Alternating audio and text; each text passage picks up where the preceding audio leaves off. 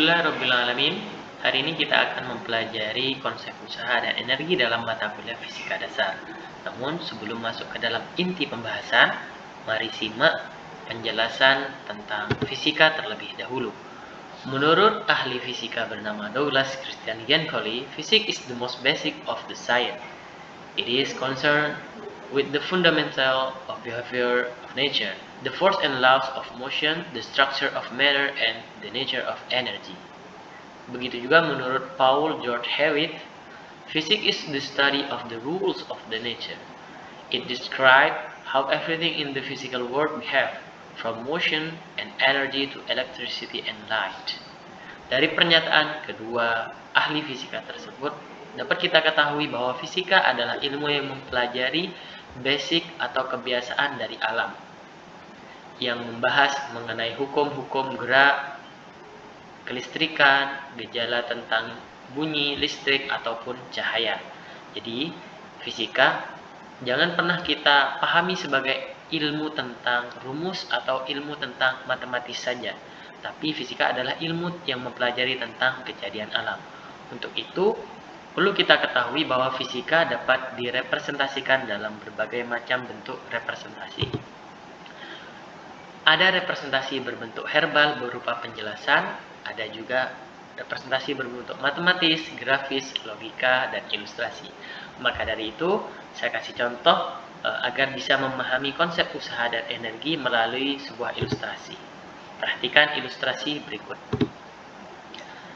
Di sini kita memiliki 3 buah benda dengan massa berbeda. Ada massa kecil, sedang, dan besar.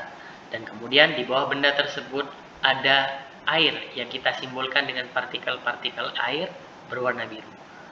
Kemudian ketinggian ketiga benda ini adalah sama dari permukaan air. Coba kita jatuhkan ketiga benda tersebut ke dalam air. Yang terjadi adalah tercipta percikan air yang berbeda ketinggian dan dapat kita tuliskan di dalam tabel seperti berikut. Dengan massa yang kecil, percikan air juga rendah, dan sedangkan massa yang sedang menghasilkan percikan air yang sedang, dan massa yang besar menghasilkan percikan air yang tinggi. Kemudian kita rubah variabel yang kita jatuhkan ke dalam air. Massa benda kita buat sama, namun ketinggian kita buat berbeda. Dengan ketinggian H1, H2, dan H3, kita jatuhkan ketiga bola yang bermassa sama tersebut ke dalam air. Dan dapat kita tuliskan di dalam tabel sebagai berikut. Dengan ketinggian benda yang rendah menghasilkan percikan air yang rendah, dengan ketinggian benda yang sedang menghasilkan percikan air yang sedang, dan percikan tinggi dihasilkan oleh benda yang paling tinggi dijatuhkan dari atas air. Dari kedua ilustrasi berikut dapat kita simpulkan atau tuliskan bahwa energi yang dihasilkan dari benda yang dijatuhkan dari titik ketinggian tertentu sebagai berikut. Semakin besar massa, semakin besar pula energinya, atau kita tuliskan E berbanding lurus dengan N. Begitu juga dengan ketinggian atau H. E berbanding lurus dengan H. Kemudian kita gabung persamaan tersebut menjadi E berbanding lurus dengan M dikalikan H. Kedua kejadian tadi itu sangat dipengaruhi oleh gaya konservatif. Karena kenapa? Untuk merubah kesebandingan menjadi sama dengan, kita butuh namanya konstanta atau ketetapan yang terjadi di dalam kejadian tersebut.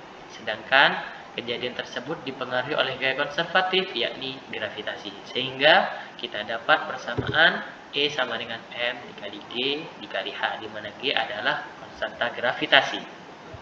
Begitulah harapan kita sebagai seorang pengajar menjelaskan ilmu tentang fisika. Tidak tiba-tiba muncul rumus, tapi kita sajikan juga dalam bentuk kejadian.